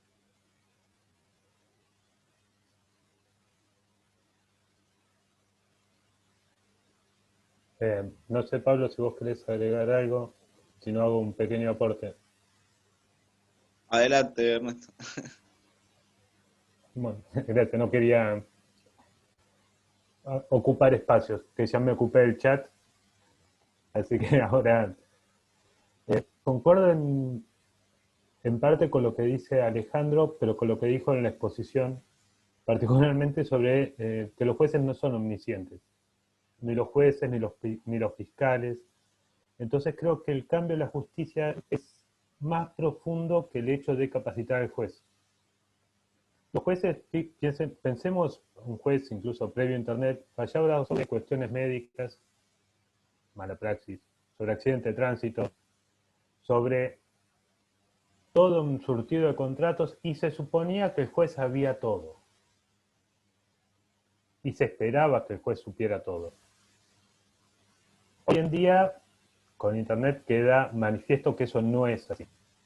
Entonces tal vez el camino sea un mayor apoyo por parte de los auxiliares de la justicia, por parte, por ejemplo, de los peritos. Hay muy poco trabajo sincronizado, por ejemplo, en materia penal, entre el Ministerio Público, fiscal y los peritos. No hay gabinetes de apoyo en esta situación. Es casi imposible pensar que todos se... A mí me toca trabajar en el seminario, por ejemplo, de cibercrimen que tenemos en la Facu. Uno de los docentes soy yo, otro de los docentes es Hernán Girardi, que es el perito informático de casación, y otro de los docentes es Ariel Simone, que es abogado de casación. Ariel es como el más penalista. Hernán es el informático. Y yo vengo a hacer algo así como el que va por el medio, intentando sincronizar un poco las dos posturas. Y el tema es ese, es integrar sujetos al proceso y darle su lugar de participación, digamos, escuchar, porque también es cierto que los jueces, y esto cualquiera que practique, que haya litigado lo sabe, los jueces se creen, muchos de ellos realmente que saben todo. Y pocas veces dan lugar a la ayuda de otros. Después de mucho trabajo, empezaron a darle más bola a los psicólogos, por ejemplo, particularmente en casos de abuso sexual infantil. Pero costó. Ahora recién les está dando un poco más de bola a los peritos informáticos. Pero cuesta. Pero bueno, es todo un trabajo en conjunto. Está muy bueno y que es necesario empezar a hacer, pero lo tendríamos que haber empezado a hacer hace 20 años. En algún momento tengo que empezar. Pero bueno, ese era mi aporte nomás. Yo lo único que también puedo agregar a lo que ya han dicho es que es también un cambio cultural de parte también de los justiciables, de entender y de ir a pedir a la justicia la tutela de sus derechos también, porque la verdad que no está muy difundido que estas situaciones puedan resolverse por el ámbito de la justicia, que concuerdo que es el lugar donde deben ventilarse y donde debe darse una resolución que sea, que merite los derechos en un sistema de solución de conflictos legítimo. Pero también me parece que tiene que ver del lado también de la sociedad civil, tiene que recurrir a la justicia en ese sentido. Por ahí yo soy abogado particular y me han consultado muchas veces sobre estos temas y la verdad que les parece muy complejo o como saben que los jueces por ahí son bastante complicados, no quieren animarse a ir a la justicia, y entonces también, digamos, se dejan de tutelar derechos muchas veces porque la misma persona vulnerada no concurre. Eso es lo único. Digo, esto no es como señalar a la víctima, sino como animarla a que vaya a la justicia y que luche por eso también en la justicia. Eso, nomás. Bueno, genial. Muchas gracias, Pablo, Ernesto, Alejandro, por los últimos aportes que le agregaron al panel. Y nada, antes que nada queríamos volver a agradecer a los panelistas, a los estudiantes que participaron y también a los que fueron parte del armado de este primer Congreso de Derecho. Más que nada también resaltando, ¿no?, la importancia de las TICs, que son las tecnologías de información y comunicación, y del acceso a estas tecnologías como un derecho docente estudiantil, y también poner en relieve la importancia de la informática en nuestra enseñanza, porque en estos tiempos que corren y en los que vienen, irrumpen en el escenario jurídico, y como futuros abogados no podemos ser ajenos a eso. Vamos a ser parte del derecho y es algo que es muy, muy importante que lo tengamos en cuenta. También volverles a comentar, que es algo que Sofi ya estuvo comentando al principio, de que SUR es un movimiento universitario, que estamos a nivel nacional, estamos en varias universidades y vemos fundamental generar estos espacios de participación estudiantil para que entre todos podamos aportar, ¿no?, y consolidemos nuestra formación con el objetivo de seguir construyéndonos y construyendo una universidad pública, gratuita, crítica e inclusiva, y ante todo de calidad. También a lo que vamos con esto, desde que, bueno, que les invitamos a que les que quieran puedan participar del armado de estas actividades, nos pueden buscar en nuestras redes, ya entiendo que muchos nos conocen, y nada, eso, agradecerles a Ernesto, a Pablo, bueno, el doctor Travieso se tuvo que retirar, pero a Alejandro también les agradecemos. Y nada, también les pasamos, les recordamos que mañana seguimos con lo que es el Congreso, que está el Congreso tenemos el panel de lo que es la regulación del teletrabajo, y la semana que viene, jueves y viernes, también tenemos los demás paneles, así que nada, agradecerles y celebrar esos espacios. Bueno, nos vemos. Muchas gracias, hasta luego. Muchas gracias. Gracias a todos. Chao, Hasta luego. gracias. Gracias, chao. Gracias. Gracias, hasta luego.